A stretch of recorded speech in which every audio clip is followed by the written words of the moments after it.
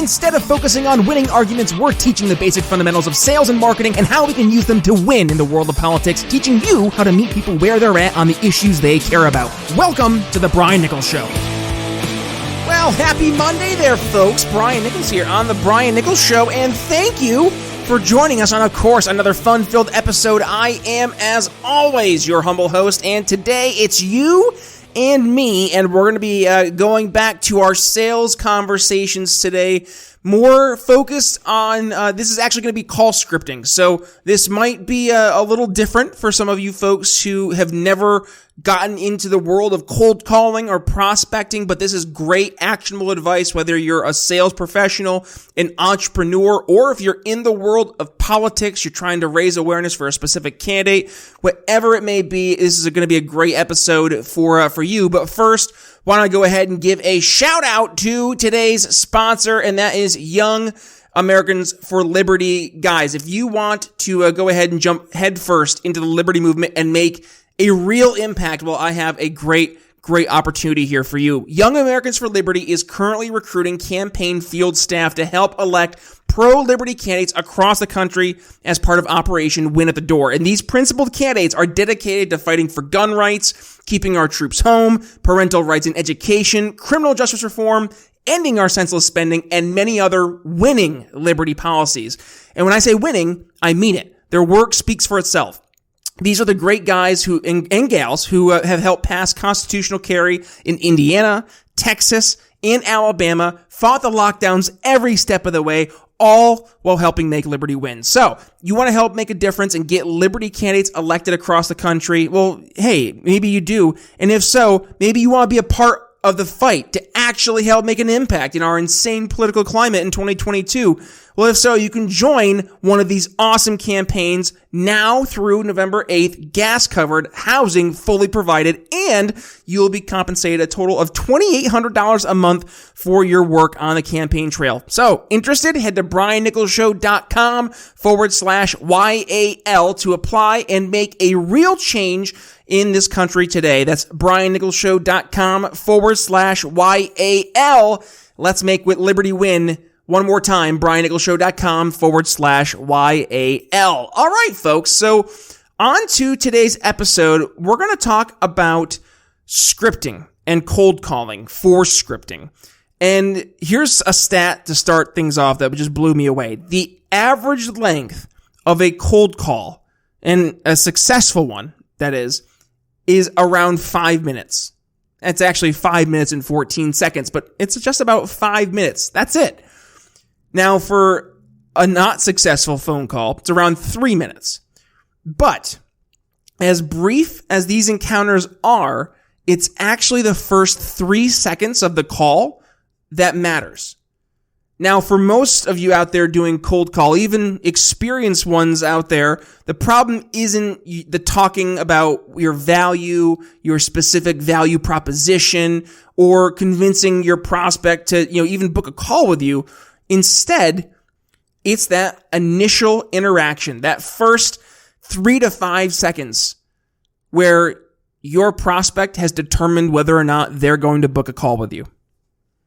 And here's another just mind-blowing stat. 98% of cold calls end in hang-ups right after that first 3 to 5 seconds. Not interested. Click.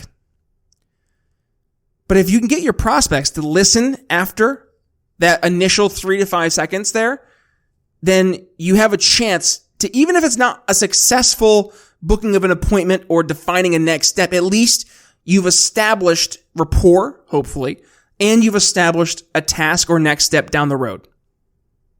All right, so let's talk about the opener and what you can do to have a better starting off of a cold call or a prospecting call. And I'll actually use my real life prospecting call I use every single day when I'm going out and booking appointments.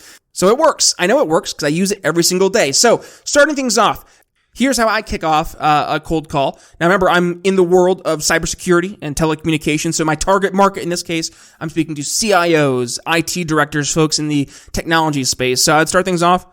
Hi, Mr. Prospect. My name is Brian Nichols calling from Stratus IP. I had a quick question, and I was hoping you could help me out really quick. Do you have 2 minutes or so?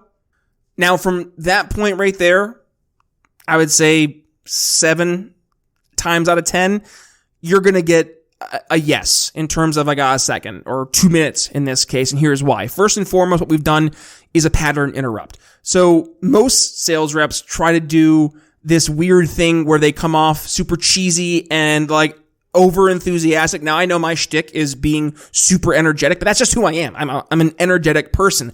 But there are the people who are just, hey, how are you? I know I love everything you love. It's Andy Bernard in The Office when he's trying to mirror Michael and Michael doesn't realize that Andy's just liking everything that he likes. Season 3 for folks playing along in the home game. But that's something right there that you want to avoid. You don't want to be this, hyper familiar type of person that's trying to build rapport. What you want to do instead is just acknowledge the elephant in the room. Yeah, hey, you don't know me. I'm calling. I have a quick question. Yes, I'm a stranger. We haven't spoken, but hey, it's going to take like 2 minutes. And that goes into point number 2. In the world of wine, there are so many choices. And that's why Blood of Tyrants Wine has tyrants losing their heads. Whether you're looking for a new go-to at home or want to impress your friends at a party, Blood of Tyrants Wine has you covered. And if you're trying to get rid of some pesky tyrants in your life, well, we've got that covered too. Head to BrianNicholsShow.com/wine and get $5 off your order. One more time, BrianNicholsShow.com/wine. Free men don't ask permission, so take a sip. You'll be glad you did. Because now that I've already set the stage that, hey, they don't know who I am. But number 2, now I've set a time commitment. I'm setting boundaries. It's not going to be an hour-long conversation where they're going to have to sit and listen to me. It's not going to be even 15, 20, 30-minute conversation. Literally, I'm saying 2 minutes because I don't want them to feel that I'm roping them into a conversation. It's going to be a time waster. And frankly, I think they also will realize that I'm setting expectations for myself. I value my time, and I'm setting my timeline at 2 minutes as well because I have things I have to do as well. So that's number 2. Number 3, why this will work is because you're asking for a favor.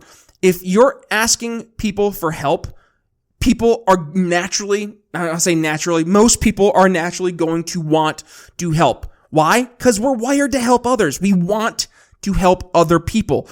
And in fact, when we help someone in the mindset of reciprocity, we will find that they're more likely in the future to help us. So it's important for us to take into consideration the idea of asking for a favor, but also into the tone. And if you notice when I did my mock phone call, I wasn't the normal, hey, it's Brian Nichols here on the Brian Nichols Show. Wasn't that. It was, hey, my name is Brian Nichols. I'm calling from Stratus IP. I had a quick question and I was hoping you could help me out really quick. Do you have 2 minutes? Notice how I was calm, cool, collected. I'm not calling in saying, hey, it's Brian. Can you help me? Can I have a question? No, I'm not doing that. I'm being calm because when you're calm, you're less aggressive. And when you're less aggressive, you aren't a threat. You're not going to scare them off. It makes you more inviting. And again, this is so simple, guys. It's literally just a quick 1, 2, 3, 4, literally in that opener of what we're doing here. And if you do this and you approach things with the pattern interrupt, some time commitment, a favor, and tone, then what you're going to find is that you're going to book an appointment, I'd say, 7 to 8 out of every 10 calls you do. Well, maybe not necessarily book the appointment. I mean, I jumped a little too far, but at least continue the conversation, right? So we'll get to booking the appointment. So then what you have to do next is to get some type of follow-up steps. So what I do is I try to start things off saying, hey, prospect, so I noticed that you, and this is what I like to do. I like to do a trigger event where I'm noticing in this case that they started a new company. So, hey, prospect, I noticed that you recently started an ABC company. And I guess, would you be the person I'd want to speak to now who handles the mapping out of unified communications and cybersecurity? Or is that someone else? So what have I done here? Well, first, what I've shown is it shows I've done some research. I know that they've recently started, so I've recently must have done some digging somewhere to find that out. But what I'm also doing is now I'm framing the context for my call, the meaning for my call. Why is this guy reaching out to me? And what I'm going to do is I'm going to get a yes or a no in this case. Yes, I am the person who handles that, or no, I'm not. And if that's the answer, no, I'm not the person, well, that's perfect, because I don't want to waste my time going through trying to get somebody interested in a solution to solve a problem when they're not the person that I should be speaking to in the first place. So next, what we're going to do is peel back the onion. And just like in Shrek, onions have layers. So we need to get really figuring out what the main issues could be behind these issues. So in this case, I understand unified communications and cybersecurity is going to be the main context. So let's say they say, yes, I am the person who handles that. So in that case, I would say, perfect. So I guess when you're currently vetting out different vendors, when you're doing that, are you doing that on your own, leveraging outside vendors you've already built relationships with, or is it a kind of combination of both? And in that case, what I'm doing is now I'm helping set up context to continue a conversation. So when we're doing that, what we're doing is we're allowing them to engage in a conversation, because what I'm doing, I'm not trying to sell anything, right? I haven't mentioned a product, a solution, a service, anything yet. I'm just talking about a specific area and how that person handles these different projects. So at this point, we're just trying to really build rapport by going through and having a genuine, real-life conversation with our prospect. And that goes right into when you're going for the next step, trying to set that next step, which in many cases is to have a more formal discovery call, something in that world. Or if you're in the world of you're doing a one call close with somebody on the phone, then try to set up what the next step would be to establish the close. But in this case, what I would like to always do if you're trying to set up that next step for a discovery call, for example, is to try and continue that conversation. So let's say, for example, going back to the question about how are you currently vetting out your different vendors? Is that, on your own? Do you leverage outside vendors you've already worked with in the past? A combination of both? Oh, we use a combination of both. Oh, use a combination of both? Gotcha. Perfect. Well, let me ask you, I guess, now that you're kind of going through things right now, are you going to be mapping out any projects in that cybersecurity or unified communications space? Yeah, that might be something that we're looking at for January of next year. We're talking about it, but nothing that we've really set as a main, conversation, for next year yet. Hey, understood. And I'm not sure if you'd be open to this, but would it make sense maybe to sync up maybe next month sometime for a quick 30 minutes or so, really just to kind of see what projects end up being on your roadmap and if there might be a chance for us to help you out. I more or less just want to get to learn more and then see if there might be a good fit. Does that sound like a good idea? So what you've done now is you've gone to a natural transition into a close. And in this case, the close is to set that next step, to book the appointment in this case, which would be the discovery call. Now, if you're a sales development rep or an SDR, if you're in the industry, this is a great opportunity for you to book an appointment and make your quota, right? Because your quota is based on the number of appointments you book. If you're in sales, this is a great opportunity for you now to set strong, qualified appointments for your funnel. And if you're in the entrepreneurial space, this is a great opportunity for you to go ahead and grow your funnel. And if you're in the political space, it's a great chance for you to meet new voters and again, make sure that they're in your target market. Remember, I started things off talking about how we're talking to technology professionals, CIOs, IT directors, right? So being able to understand that and with that, focus on that target market.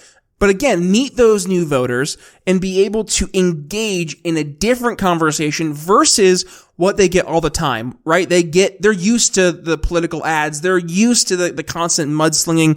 Folks are looking for a different approach. So if you approach things differently than everybody else out there, guess what? You will in turn stand out. So that is call scripting, folks, whether you are in the role of a sales professional, an entrepreneur, or if you're looking to improve your sales in the world of politics. This is a great episode for you to have in the back pocket there. So do me a favor, folks. If you enjoyed today's episode, well, please, number one, go ahead and head over to briannicholsshow.com/support, where you can become a $5 a month supporter. You will become a super fan over on our Patreon, $5 a month. Yes, you will go ahead and get access to our quarterly Q&As with yours truly. Actually, no, they're monthly Q&As. I lied. Sorry, monthly Q&As with yours truly. And also, if you are interested in, saying, hey, I don't want to do the $5 a month, but I can do a one-time donation, you can do that as well. PayPal, 5, 10, 15, 20, whatever you can donate. Every little bit goes right back here into the program to have amazing guests on the program, like all the amazing guests we had here last week on the program. So yes, I do appreciate every little bit that you guys can do to help us continue bringing on amazing folks here into the program. And also, folks, another thing you can do to help support the show is give us a share. When you do, please go ahead and give yours truly a tag. And also, if you have not had the chance yet, please go ahead and give the Brian Nichols Show a 5-star rating review over on iTunes, or you can go ahead and do so over at briannicholsshow.com/reviews. All right, folks, that's all I really have for you. With that being said, if you did not get the chance to check out our awesome episode on Friday, I had Kenny Cody on the program where we discussed how Republicans need to start playing offense. And what a great conversation it was because, it's football season. And just like the Dallas Cowboys, you got to learn how to play offense, even if your quarterback breaks his hand. But that's not a conversation for today's episode because we are, in fact, not a Dallas Cowboys football podcast. But with that being said, thank you for joining us on today's episode, folks. I will include that link for that episode right there in the show notes. And oh, by the way, if you did not get the chance yet over on YouTube, be sure to hit that subscribe button and little notification bell so you're not missing a single time we go live. And oh, yeah, by the way, we do have our episodes over on Odyssey as well, so make sure you head over there and hit subscribe as well, just in case the YouTube ban hammer ever comes down. So, with that being said, thank you for joining us, folks. It's Brian Nichols signing off here on The Brian Nichols Show. We'll see you tomorrow. Thanks for listening to The Brian Nichols Show. Find more episodes at briannicholsshow.com.